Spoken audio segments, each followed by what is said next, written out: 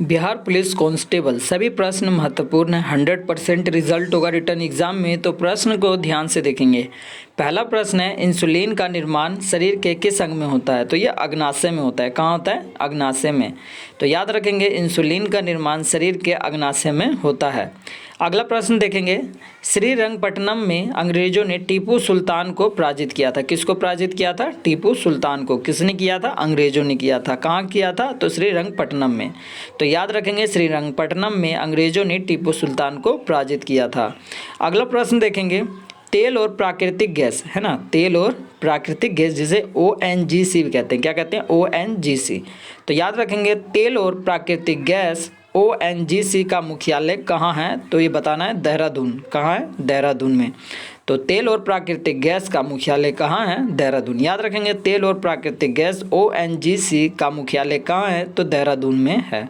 अगला प्रश्न देखेंगे, आनुवांशिकता के नियमों का प्रतिपादन किसने किया था? ये गेगर मेंडल ने किया था। किसने किया था? गेगर मेंडल ने किया था। तो याद रखेंगे, आनुवांशिकता के नियमों का प्रतिपादन गेगर मेंडल ने किया था। अगला प्रश्न देखेंगे, 3 दिसंबर 1984 को कौन सा गैस लीक हुआ था, रिसाव हुआ था? तो ये मिथाइल आइसोसाइनेट, जिसे MIC भी कहते हैं ना। मिथाइल आइसोसाइनेट को क्या कहते हैं? MIC। तो याद रखेंगे, 3 दिसंबर 1984 में भोपाल में हुआ था। कहाँ हुआ था ये गैस रिसाव? भोपाल में हुआ था। 1984 में भोपाल में हुआ था। तो याद रखेंगे, 3 दिसंबर 1984 में भोपाल में मिथाइल आइसोसाइनेट का रिसाव हुआ था। अगला प्रश्न देखेंगे, लोहे में जंग लगने का मुख्य कारक क्या है? तो ऑक्सीजन है। कौन सा है? ऑक्सीजन। तो याद रखेंगे, लोहे में जंग लगने का मुख्य कारक कौन सा है? तो ऑक्सीजन है। अगला प्रश्न देखेंगे, Indian institute of sugar technology कहाँ है? तो ये कानपुर में अवस्थित है। कहाँ है? कानपुर में। तो याद रखेंगे, Indian institute of sugar technology कहाँ है? कानपुर में अवस्थित है। Indian institute of sugar technology Kanpur में अवस्थित है। अगला प्रश्न देखेंगे, प्याज के खाने योग्य भाग कौन सा होता है? तो ये रूपांतरित तना होता है। कौन सा होता है? रूपांतरित तना। तो याद रखेंगे, प्याज के खाने योग्य भाग रूपांतरित तना होता है। अगला प्रश्न देखेंगे, जमायते इस्लामी बांग्लादेश का राजनीतिक दल है। कहाँ का दल है ये? बांग्लादेश का राजनीतिक दल है। दल का क्या नाम है? तो जमायते इस्लामी। तो याद रखेंगे, जमायते इस्लामी बांग्लादेश का राजनीतिक दल है। अगला प्रश्न देखेंगे, बेलूर का संबंध किससे है? तो ये स्वामी रामकृष्णन परमहंस से है। किससे? स्वामी रामकृष्ण परमहंस से है। तो याद रखेंगे, बेलूर का संबंध स्वामी रामकृष्णन परमहंस से है।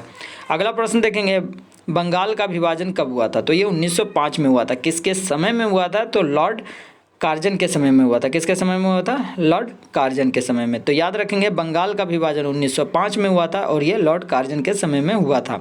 अगला प्रश्न है, भारत में सबसे कम अवधि तक प्रधानमंत्री रहने वाले प्रधानमंत्री कौन है? तो ये अटल बिहारी वाजपेयी है। कौन है? अटल बिहारी वाजपेयी, जो कि कम समय तक रहे थे। तो याद रखेंगे, भारत में सबसे कम अवधि तक प्रधानमंत्री रहने वाले प्रधानमंत्री कौन है? तो ये अटल बिहारी वाजपेयी हैं। अगला प्रश्न देखेंगे, भारत छोड़ो आंदोलन कब हुआ था? 8 अगस्त 1942 से शुरू हुआ था। कब से शुरू हुआ था? 8 अगस्त 1942 से। तो याद रखेंगे, भारत छोड़ो आंदोलन 8 अगस्त 1942 से शुरू हुआ था। अगला प्रश्न देखेंगे, भारत का अंतिम वायसराय एवं स्वतंत्र भारत के प्रथम गवर्नर जनरल कौन है? तो लॉर्ड माउंटबेटन है।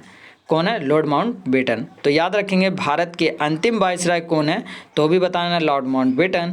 और पूछे स्वतंत्र भारत के प्रथम गवर्नर जनरल कौन है? तो भी लॉर्ड माउंटबेटन बताना है। तो ये दोनों को याद रखना है ना। एक में 2 प्रश्न हैं।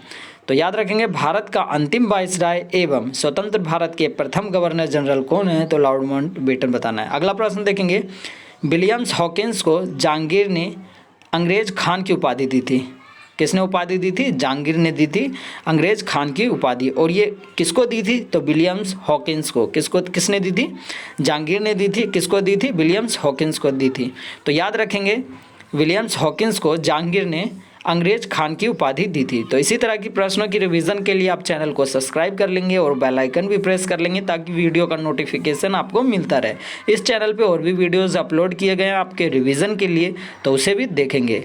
और आपके लिए अपडेट है, जो हमारा 51वां वीडियो होगा, जो हमारा वीडियो का 51वां पार्ट होगा, उसमें हम हाथ से लिखे नोट की रिवीजन कराएंगे, जिसमें सभी छाटे हुए प्रश्न होंगे। आपके एग्जाम के लिए मोस्ट इंपॉर्टेंट प्रश्न होने वाले हैं। तो उन सभी प्रश्नों की रिवीजन करना चाहते हैं तो चैनल को सब्सक्राइब करना ना भूलें।